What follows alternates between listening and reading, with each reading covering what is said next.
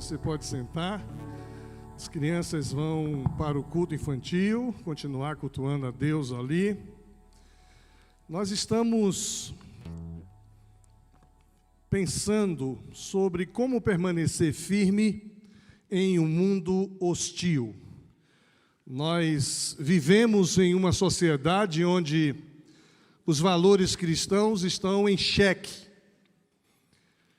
Há uma desvalorização da família. Há uma desconstrução do que é ser homem e do que é ser mulher. Hoje está em moda ser qualquer outra coisa, menos homem e mulher. É a sociedade que a gente vive. Eu fui cumprimentar ali o Antônio, parabenizei pelo Dia dos Pais, ele disse, eu não sou mais pai. Falei, mesmo você é o que agora? Eu sou avô. Falei, e avô não é pai duas vezes, rapaz? Mas disse, não, eu só sou avô. E ficou chateado, porque eu não apresento ele mais como visitante, porque ele é visitante, ainda não é membro da igreja, viu? É membro lá do litoral. Mas não é dessa transformação que eu estou falando, não, de pai para avô. É de outro tipo de desconstrução da figura masculina, da feminilidade. Há uma relativização dentro das comunidades ditas evangélicas. Nós lidamos hoje com o liberalismo teológico, nós lidamos hoje com a teologia inclusivista, e hoje está tudo na internet e as pessoas estão ouvindo, parece uma pregação muito boa, mas nas entrelinhas tem um bocado de pensamentos complicados dessa sociedade que a gente tem vivido por aí. O pastor Nildo falou a semana passada que até os anos 90 nós vivíamos em uma sociedade fortemente influenciada pelo pensamento judaico-cristão. Muitas leis foram criadas baseadas nesse pensamento. E havia um ideal de vida cristã. Esse pensamento mudou. Hoje, não mais vivemos em uma sociedade inclinada aos valores cristãos. Nós vivemos hoje em uma sociedade inclinada, tendenciosa a um comportamento anticristão. Eu tenho dito que nós vivemos hoje uma cristofobia. Os intelectuais, os meios de comunicação, a grande parte dos que influenciam a cultura, tem trazido uma cristofobia. E se você diz que é cristão, você já é rechaçado, discriminado, rotulado. Esse é o tempo que a gente vive. É exatamente por isso que a gente começou a pregar, nesses últimos 3 domingos, como a gente pode permanecer forte em um mundo hostil. Nós, cristãos, estamos sendo hostilizados. E aí a gente sofre essa hostilização na sociedade, nas universidades, nas escolas, nos meios de comunicação, a influência institucional de alguns governos, em todas as esferas, federal, estadual e municipal. Nós estamos olhando aqui para a vida de Daniel e dos seus amigos, porque Daniel e seus amigos viviam exatamente um momento parecido com esse. Talvez um pouco mais intenso do que a gente vive. Ainda temos liberdade de estarmos aqui, veiculando pela mídia social uma pregação evangélica. Ainda temos igreja de portas abertas, mas parece que esse momento vai passar, vai ser difícil continuar assim. Ou a gente se adequa a essa secularização, e aí nós temos várias igrejas que são contextualizadas do ponto de vista secularizado. Essas igrejas são bem vistas, porém, não se tem resposta para o anseio da alma. Daniel e seus amigos, eles eram jovens que não viviam mais em Jerusalém. Agora eles estão exilados na Babilônia. Os valores e costumes destes meninos são diferentes dos valores e costumes da sociedade onde eles viviam. Eles não estavam mais em casa. E nós, cristãos do século 21, precisamos entender que, assim como eles, nós também não vivemos mais em Jerusalém, nós estamos na Babilônia. Quando a gente sai daquela porta para fora, nós estamos na Babilônia. As pessoas vão olhar para nós com um olhar difícil de reprovação, um olhar difícil de ultrapassado, mas na hora que eles têm angústia na alma, é a nós que eles vêm pedir oração. Somos nós que temos palavra de vida eterna. Somos nós que acalmamos a alma com a mensagem do Evangelho. Não podemos esperar que as leis e costumes da sociedade atual venham refletir o pensamento cristão. Lá nos Estados Unidos, eu vi vários outdoors: deixe Deus fora de nossas escolas, das escolas públicas. Deixe Deus fora de nossas escolas. E agora vai uma palavra profética aqui, Eliel. Quando eles tirarem a frase do dólar, vai ser a quebra da moeda americana.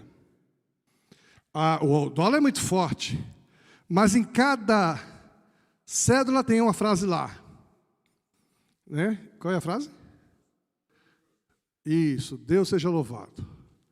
Na hora que eles tirarem, e na nossa Constituição de 88 também tem uma frase parecida. E eu imagino que no dia que isso sair de lá, vai ser a quebra da economia americana. Não tenho base científica, nem numerológica nenhuma para dizer isso. Empírica, experiencial, pelo menos é meu desejo que assim aconteça, se porventura tirarem. Nós não vivemos mais em uma sociedade cujos valores cristãos são admirados. É comum você chegar em um ambiente e as pessoas chocarem você pela maneira de ser, de vestir, de escolher, de decidir. Não devemos ficar escandalizados com isso. Isso é muito comum. Porque se a gente se escandaliza, como é que a gente vai orar? Como é que a gente vai pregar o Evangelho? Como é que a gente vai anunciar? Como é que a gente vai se relacionar? Nós vamos chegar na sociedade e encontrar um negócio muito diferente daquilo que a gente crê e acredita. Mas ainda assim nós temos que nos relacionar. Daniel e seus amigos estavam na Babilônia, mas eles se relacionavam com o pessoal da Babilônia. Eles tinham um relacionamento com aquele governo daquela época. Vivemos uma sociedade indo para o paganismo, com costumes anticristãos. Nessa sociedade, a ideia de Deus, quando não é obsoleta, arcaica, é uma ideia de mistura de religiosidade, todas as religiões. Nessa sociedade, as leis não são para os cristãos e nem para o fundamento cristão. Por isso, a tendência de tirar o nosso Cristo de tudo quanto é lugar. Mas jamais conseguirão tirar o nosso Cristo do nosso coração. Jamais. Vivemos em uma sociedade secularizada. E essa palavra secularização significa transformação ou passagem de coisas e fatos, pessoas e crenças que estavam sob domínio religioso para o regime leigo, laico. A secularização domina a mente científica brasileira e mundial. Não podemos nos escandalizar, pois vivemos na Babilônia. Os valores são outros. Por isso, olhando para a vida de Daniel, nós já vimos, a semana passada, como podemos firmar nossa identidade. Firmamos nossa identidade quando confiamos em Deus em todas as situações. Eu confio em Deus em mais nada e mais ninguém. Firmamos nossa identidade não esquecendo quem somos. Eu sou filho de Deus. Eu sou forasteiro aqui. Eu sou do reino dos céus, embaixador. Então não tenho nenhum problema aqui. O cara disse, você não é desse mundo. Eu falei, eu não sou do mundo, como também ele não era do mundo. Jesus disse, não os tires do mundo, eu não sou do mundo, nem eles também são do mundo, mas que o Senhor os livre do mal. Não abandonamos o que cremos. O que nós cremos domina a nossa maneira de pensar, de decidir, de escolher e de fazer. Decidimos fazer o que é certo. O que é certo, vamos fazer. Se o outro não entender, se o outro não compreender, se o governo, se a instituição não entender, paciência. Deus sabe o que é certo. Vamos firmar nossa identidade quando a gente age com sabedoria. Aí eu acho que a frase, esse ponto, agir com sabedoria, penso eu que estará em todas as mensagens pregadas aqui sobre Daniel. Porque é preciso sabedoria para transitar, para influenciar, para conviver com esse mundo que aí está. Se você não tiver sabedoria, você comete asneira. Você fala, ainda que seja verdade, de maneira agressiva. Ainda que seja verdade, você comunica violência. Precisamos de sabedoria. E por fim vimos que nós vamos firmar nossa identidade quando permanecemos firmes no propósito. Esse é o cenário que a gente vive. Precisamos de nossa identidade. Ainda que digam que a gente não é, nós sabemos exatamente quem somos. Ainda que queiram mudar o nosso nome, nós sabemos o nome que temos. Hoje nós queremos falar sobre acessando os recursos. Por quê? Deus nos deixou nesse mundo, mas Ele disponibilizou a nós alguns recursos para que nós sobrevivamos a este mundo. De que maneira nós podemos viver em uma sociedade secularizada, em uma sociedade ateísta, em uma sociedade onde todas as crenças são corretas, em uma sociedade onde a desconfiguração familiar e individual é pregada? Como é que eu posso viver nessa sociedade cumprindo o meu papel? É preciso que a gente faça uso de 5 recursos que Daniel também fez e vai nos ensinar no capítulo 2 de Daniel. E eu quero ler versículos de 1 a 7, que diz assim: certa noite, no 2º ano do seu reinado, Nabucodonosor teve um sonho tão perturbador. Gente, Nabucodonosor personifica esse mundo de opressão ao povo de Israel. E o mundo que oprime o povo cristão é um mundo que sofre perturbação. Esse mundo que diz que a gente está fora de moda é um mundo perturbado. E eles precisam de convívio conosco, precisam de nossa influência, precisam de nosso amor, para poder experimentar um pouco de Deus. Nabucodonosor teve sonhos tão perturbadores, que não conseguiu mais dormir. E nós vivemos em uma sociedade onde as pessoas não conseguem mais dormir. Tem que tomar remedinho para dormir. Chamou seus magos, encantadores, feiticeiros, astrólogos, essa mistura, esse sincretismo religioso que existe aí fora, é chamado para tentar diminuir a angústia de um coração perturbado. Chamou os seus magos, encantadores, feiticeiros, astrólogos e exigiu que dissessem o que ele havia sonhado, quando se apresentaram ao rei. Há uma cobrança desse mundo aí de algo que não se tem resposta. Ele disse: tive um sonho que muito me perturbou e preciso saber o que significa. Então os astrólogos responderam ao rei em aramaico: que o rei viva para sempre. Conte-nos o sonho e nós lhe diremos o que ele significa. Eu não quero, esse texto é tão rico que se eu for pregar com a especialidade que ele exige, a gente vai ter 3 sermões nesse texto. Primeira coisa, quando assim, falou em aramaico. Aramaico em Babilônia com Nabucodonosor. Quem também falou em aramaico? Jesus, no Novo Testamento. Essa língua sobreviveu. E vocês sabem que o livro de Daniel é um livro apocalíptico. É cheio de mensagens enigmáticas. Mas eu não vou me deter aqui não, porque eu preciso cumprir o horário também. Tem horário para mim também, viu? Então, os astrólogos responderam ao rei em aramaico: que o rei viva para sempre. Conte-nos o sonho e nós lhe diremos o que ele significa. O rei, porém, disse aos astrólogos: estou falando sério. Se não me disserem qual foi o sonho e o que ele significa, vocês serão despedaçados e suas casas transformadas em montes de escombros.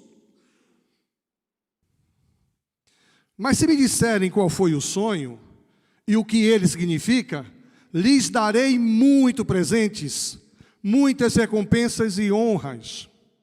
Portanto, digam-me qual foi o sonho e o que ele significa. Eles disseram novamente: ó rei, conte-nos o sonho e então lhe diremos o que ele significa. Esse mundo de mágicos, de astrologia, de horóscopo, é um mundo enganador e Nabucodonosor já sabia disso. Por isso ele diz: ó, se vocês têm de fato revelação, se vocês sabem de fato o que é bom para as pessoas, me diga, me revele. Esse mundo que tem anunciado ter respostas, esse mundo secularizado que anuncia ter sentido de vida, não tem resposta para isso.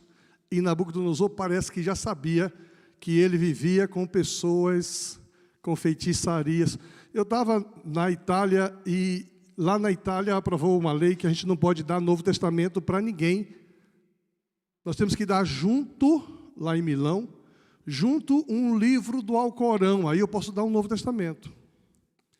Porque é invasão se você impor a sua religião sobre mim, e isso é impositivo. Se eu der um Novo Testamento, é uma imposição. Eu tenho que dar um outro livro de uma outra religião não cristã para dar um livro cristão. É a legislação, isso há mais de 15 anos, quando eu estive lá. Essa tentativa, agora, horóscopo não é liberado. Os veículos públicos veiculam o horóscopo, a astrologia, porque eles dizem que isso é ciência. E Nabucodonosor está vivendo em um mundo assim. Mas ele sabe que isso é conversa furada. Por isso ele diz: me conte o sonho que eu tive e me dê a interpretação, já que vocês são sábios e entendidos. Em um mundo de falcatrua, como o mundo que a gente vive, de enganadores, aproveitadores, a gente precisa ter esse discernimento também.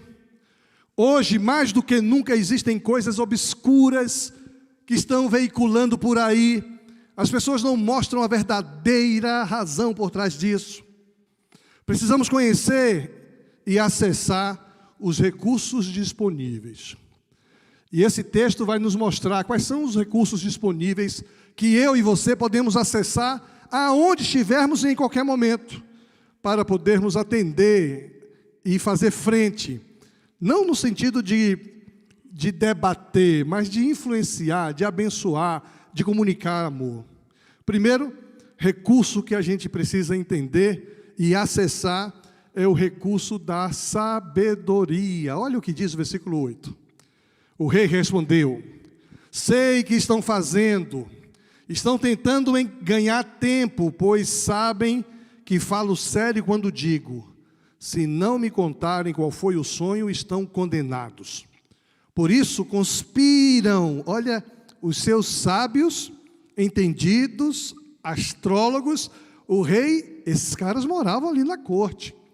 Por isso conspiram para me dizer mentiras, na esperança de que mudarei de ideia. Diga-me, porém, qual foi o sonho, e então saberei que podem explicar o que ele significa. Porque se ele dissesse qual foi o sonho, os caras trariam qualquer interpretação.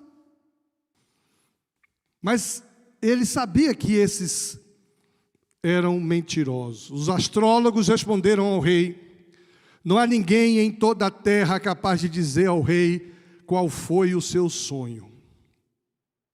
Isso aqui foi maravilhoso, hein? Não há ninguém que pode dizer qual foi o seu sonho. Muita gente desse mundo secularizado não crê que nós podemos revelar o amor de Deus, a graça de Deus, trazer sentido para a existência humana. Isso aqui é fantástico. Não há nenhum rei, por maior e mais poderoso que fosse, pediu algo assim a um amigo, encantador ou astrólogo. É impossível cumprir a exigência do rei. Ninguém, aí ele faz uma exceção maravilhosa, ninguém, exceto os deuses, pode dizer qual foi o seu sonho, e os deuses não vivem entre os mortais. Para esse mundo secularizado, os deuses não vivem entre os mortais. Mas para o cristianismo, Deus vive em nós. Deus vive dentro de nós. Aonde nós formos, Deus está conosco. E isso pode fazer diferença. Isso pode surpreender. Isso pode trazer palavras de esperança, sentido de vida, acalmar os temores. Daniel aborda Deus em busca de ajuda. Ele confia em Deus. Não há necessidade de se lamentar, de se queixar, de ficar reclamando dessa sociedade em que ele vive. A ordem do rei era matar todos os astrólogos. Daniel estava entre eles. A gente viu domingo passado que porque eles tiveram êxito em não comer os manjares do rei, o rei pediu para trazê-los para esse colegiado. Ele não se lamenta, ele não fica se queixando, porque Daniel conhecia um Deus que é Deus sobre todos os deuses. Ele conhecia um Deus que está acima de todas as coisas. O Daniel conhecia de Deus, que Deus é onipotente, Deus é onisciente, Deus é Senhor da história. Quantos milagres Deus tem feito? Você falou, essa igreja tem muitos milagres. É que a gente não faz aquela propaganda.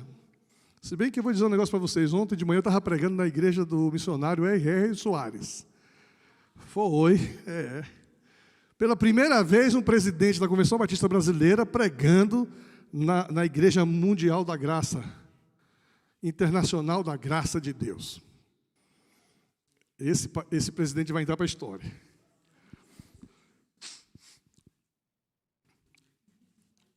E a gente não dá microfone para compartilhar os milagres.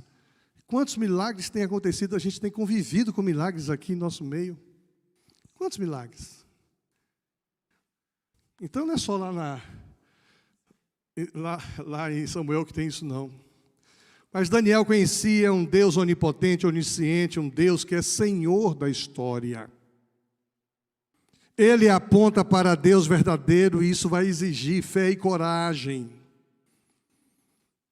para vivermos nesse mundo que tenta nos aprisionar precisamos conhecer a Deus e saber que Deus é Senhor da história.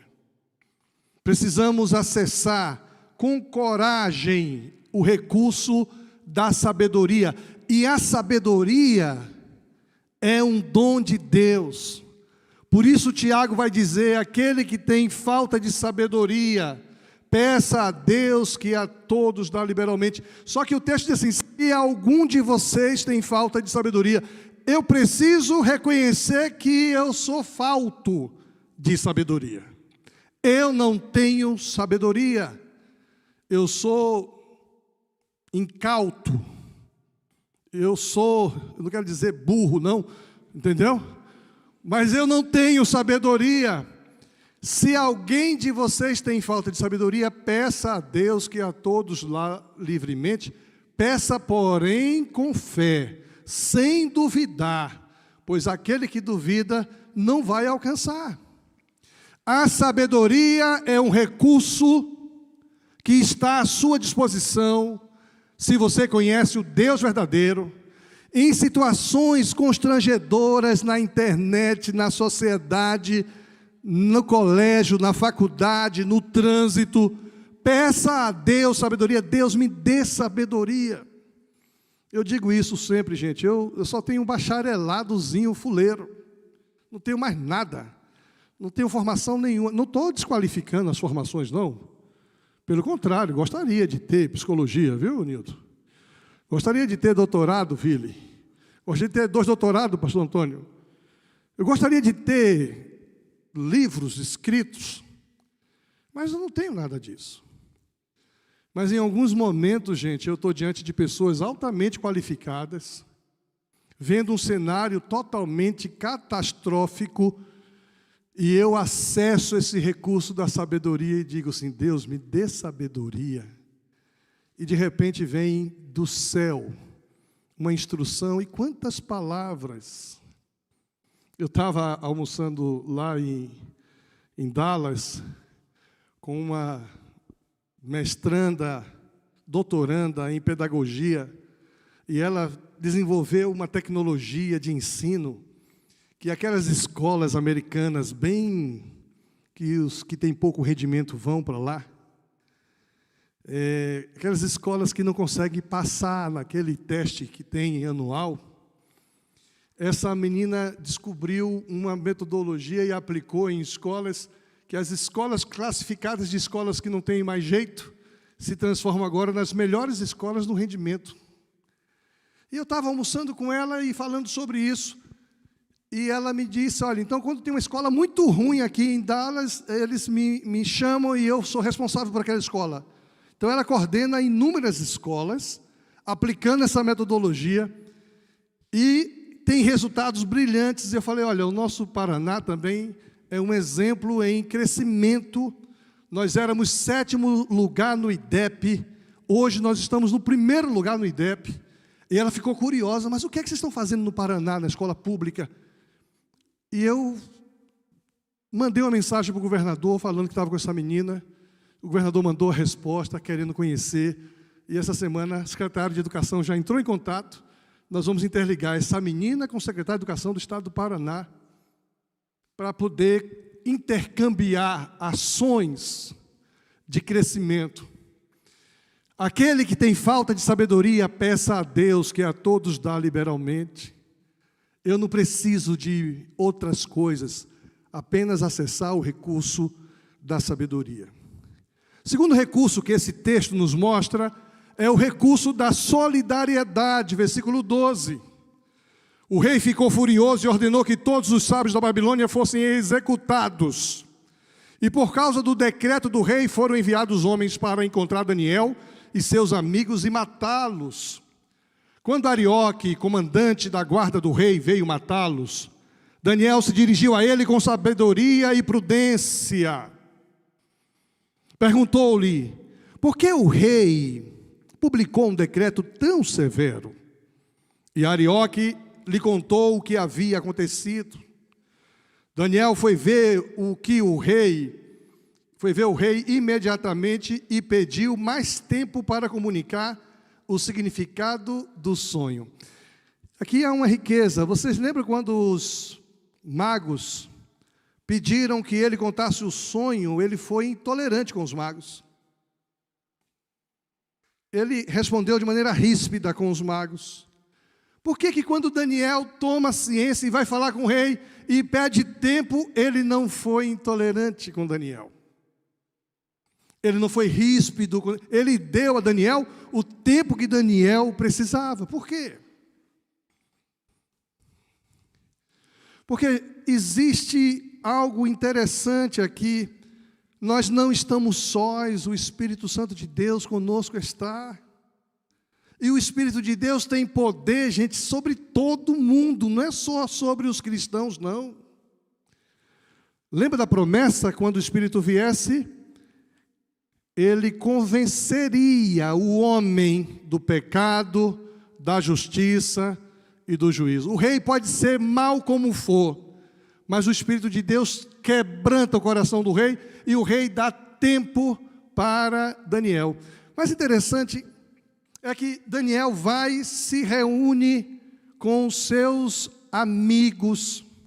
Daniel está preocupado com as pessoas do mundo secularizado com quem ele convive, porque eles iriam ser exterminados, mortos, destruídos. E ele pede, ele se importa com os outros. Ele se importa com os outros de crença diferente, de valores diferentes, de motivações diferentes. Daniel não queria vê-los morrer. Daniel não queria vê-los serem exterminados. Essa solidariedade é um princípio que precisa ser mantido em nós. Por que nós vamos orar por 4 pessoas nesse trimestre? Pessoas que não têm Jesus. Porque nós temos que vivenciar a solidariedade. E a solidariedade não é só fazer benéficas. Quando o Eliel falou aqui que a igreja não existe para fazer o bem, para dar sopa, para poder dar alimento. Isso todo mundo faz. Mas só quem prega o evangelho é a igreja do Senhor Jesus. Esta é a razão primeira da existência da igreja. Proclamar o evangelho. Proclamar a vida eterna. E às vezes nós somos solidários em questões sociais e não somos solidários em questões espirituais. E tem gente morrendo do nosso lado sem ouvir falar de Jesus. E aí a gente fica com dificuldade de cantar o hino do cantor cristão, não me falaram de Cristo. Não me falaram de Cristo. Quanto tempo estive com vocês e vocês nem oraram por mim. Gente, essa ferramenta que hoje nos foi apresentada é resposta para esse tipo de situação. Quando você chegar no céu e encontrar seu colega de trabalho, mas eu não sabia que você era crente, não sabia não? Eu também não sabia, pois é, me converti tal dia, mas eu orei por você 1 ano antes, pedindo a sua salvação. Veja, orar é a coisa mais comum. Nós não temos desculpa nenhuma de não apresentar nossos amigos a Jesus mais. Porque Ele tem poder para curar, transformar e fazer. Esse recurso da solidariedade é algo interessante. Daniel não estava só na Babilônia. Estava com os seus amigos Sadraque, Mesaque e Abednego. E a gente pensa que a gente está só. Nós nunca estamos sós. Lembra daquele profeta, que para mim é o maior profeta do Antigo Testamento, que derrotou os 400 profetas de Baal, matou a espada. Depois ele entra em uma depressão profunda, achando que era o único, e fica com raiva de Deus, e diz, só eu sobrei, e aquela mulher quer me matar. Começa a ter medo de uma mulher lá longe. Eu estou falando de quem? Estou falando de Eliseu e de Jezabel, tá certo, também estou. Elias. E por que você falou Eliseu? Você estava com os dois. Elias diz assim, eu fiquei só. Aí o que é que Deus diz para Elias? Tem mais quantos? mais 700 profetas ainda, não é isso? Que não dobraram os seus joelhos. 7.000. Vejam aí, porque isso não está no meu esboço, eu não tenho memória para essas coisas, não. 700 é pouco, tem que ser 7.000. E aqui a gente pode entrar na numerologia, né? Na cabalística, hein? Eu sei um pouco disso também, viu? Mas ele não estava só. A Gênese aqui é essa, você não está só. Você precisa fazer uso desse recurso da solidariedade. Existem pessoas com você. Por que o nosso ministério da intercessão é tão forte? As pessoas estão lá onde estão. Pastor, põe na intercessão para orar por mim. Eles sabem que não estão só, existe uma solidariedade. Deus está presente, você não está só. Pastor Nildo, eu estou com uma dificuldade aqui, eu acho que eu não vou conseguir terminar esse sermão de manhã, não. A gente termina à noite ou domingo que vem? À noite? Porque à noite já era para entrar um outro tema, né? Que está brilhante também, eu estou empolgado com o outro tema da noite. Mas a gente precisa entender um negócio muito forte aqui. Deus disponibilizou a nós recursos que nós podemos acessar para vencermos esse mundo hostil que tenta nos neutralizar, que tenta nos calar, que tenta nos oprimir, que tenta nos ridicularizar. Primeiro desses recursos é a sabedoria que vem do alto, do Pai das luzes. Vou pedir a Deus do céu que me dê sabedoria. E quando eu estou com sabedoria, eu consigo reagir, eu consigo agir, eu consigo trazer luz, eu consigo trazer revelação, eu consigo trazer uma palavra que acalme o coração da sociedade que confia na astrologia, que confia nos encantos, que confia na magia, que confia na secularização, mas que tem perturbadores sonhos todo dia. A sabedoria vai nos ajudar a trazer palavra de esperança. Eu me lembro que a Rosana, quando estava lá no Canadá, me mandou uma mensagem dizendo assim: pastor, como é que eu faço para apresentar Jesus para os meus professores aqui? Porque eles, se eu falar de Jesus, eles me bloqueiam imediatamente. Se eu falar de igreja, eles não querem nem papo comigo. Se eu falar de religião, eles não querem papo comigo. Eu disse: olha, você vai usar a seguinte palavra: a espiritualidade. Porque eles não querem ouvir falar de Jesus, nem de Bíblia, nem de Deus, nem de fé cristã. Mas eles acham que a espiritualidade é uma ciência que todos podem acessar. Disse: então, quando você vir um testemunho de sonhos perturbadores, vidas angustiadas, vidas perturbadas, casamento perturbado, família perturbada, ausência de paz, agonia de alma, você vai dizer: olha, a espiritualidade diz: vinde a mim, todos vós que estáis cansados e sobrecarregados, e eu vos aliviarei. Porque Jesus é a espiritualidade. Você não precisa citar o nome de Jesus, cita frases de Jesus e você vai perceber que eles vão olhar para você com outro olho. Essa pessoa tem uma espiritualidade emocionalmente saudável. Tem uma espiritualidade grande. E quando chegarem no coração despedaçado, querendo saber a razão da espiritualidade, vão descobrir o quê? A espiritualidade tem nome. É o Filho de Deus, é o Verbo encarnado, é o homem que se fez carne, é o que habita em mim através do Espírito Santo, está à sua disposição. Primeiro recurso, a gente vai ver os três hoje à noite, que eu não quero correr. Primeiro recurso que você precisa acessar é o recurso da sabedoria. Está à sua disposição, você precisa para isso apenas reconhecer que não tem. Nós vamos ver que Daniel pede ao rei um prazo e ele volta e vai pedir a Deus.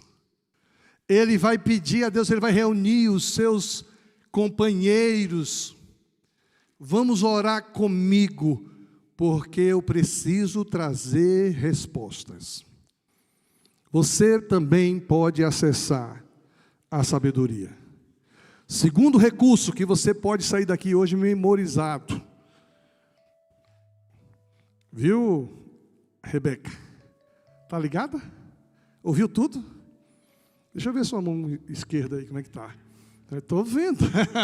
Está extasiada ali no colo do noivo. Meu Deus. Eu pensei que é uma menina que ficou noivo ontem e não ia prestar atenção no sermão de hoje, mas está ligada, essa é uma boa menina. O outro recurso que a gente não pode esquecer é o recurso da solidariedade, gente. E essa solidariedade, ela tem duas mãos.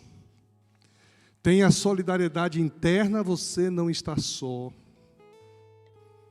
Tem uma igreja com você. Eu fico tão feliz quando alguém me manda mensagem: pastor, ore por mim que estou entrando em uma reunião difícil agora.